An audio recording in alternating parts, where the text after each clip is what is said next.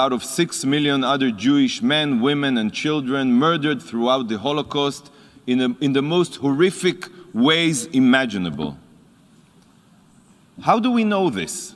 How do we know about the sheer magnitude of the atrocities? The incomprehensible numbers, the systematic genocide aiming to wipe out an entire people. While the survivors and their liberators have spent years telling their stories, the Nazis left their own irrefutable proof.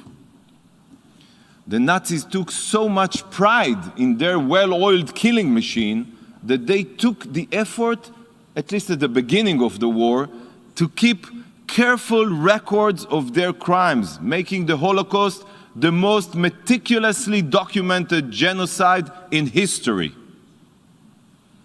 Nevertheless, we now live in an era in which fiction is becoming fact, and the Holocaust is becoming a distant memory. And as this happens following the greatest crime in human history, now comes the greatest cover-up in human history. As the number of Holocaust survivors diminishes, Holocaust denial is growing at a terrifying speed. But this is not a new phenomenon. Within mere decades after the Holocaust, perverse publications were already labeling the Holocaust a fabrication. The 6 million swindle, the hoax of the 20th century, and the drama of European Jewry, to name just a few.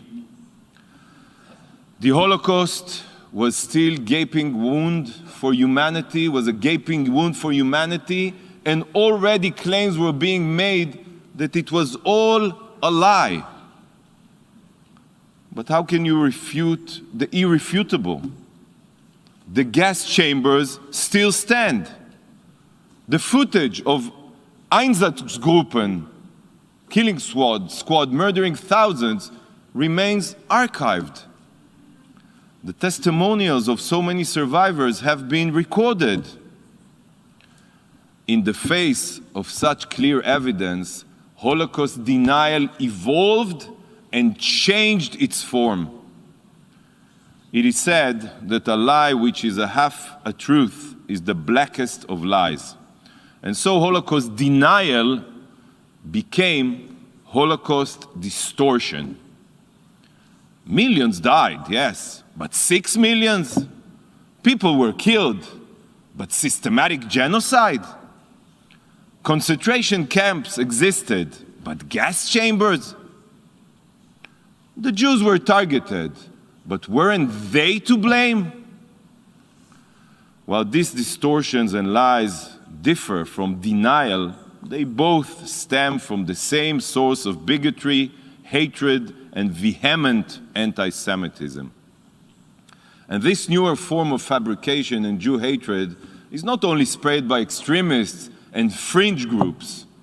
Nations with seats in this hall openly deny the Holocaust, casting doubt on its occurrence and praising its perpetrators.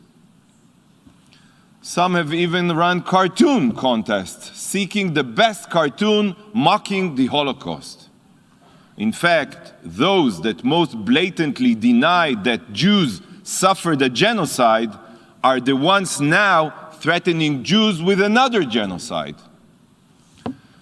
Joseph Goebbels, Hitler's chief propagandist, once said, "If you tell a big lie enough times, people will eventually come to believe it." Today, this pandemic of distortions and lies uses social media to spread across the globe in the blink of an eye. Countless Facebook groups are dedicated to debunking the Holocaust. The hashtag Holohoax unashamedly trends on Twitter. TikTok videos mocking victims of the Holocaust rise in popularity. YouTubers claiming the fabrication of the crematoria have terrifying followings. These posts, tweets, and videos are viewed hundreds of thousands of times and their impact is difficult to comprehend. Friends, only 54% of the world's population has heard of the Holocaust, with 1/3 of them skeptical of the facts.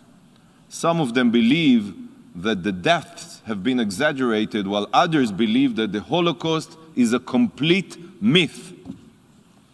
Listen to this shocking fact. Only 1/3 of young Europeans, the people living on the continent where this unimaginable evil occurred, can explain what the Holocaust means, what the Holocaust is. If this is the state of the world at a time that Holocaust survivors are still with us, what does the future hold? As the number of survivors dwindles, the younger generations are being indoctrinated on social media to doubt reality and trust deception.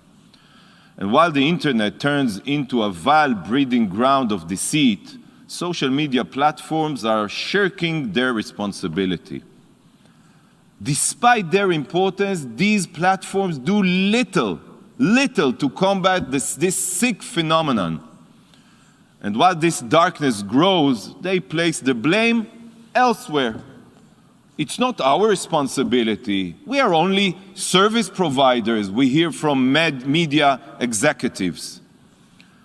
We recognize those words. We've heard them before. As you dodge responsibility, evil grows. When there is no accountability, evil triumphs. Social media giants can no longer remain complacent to the hate spread on their platforms.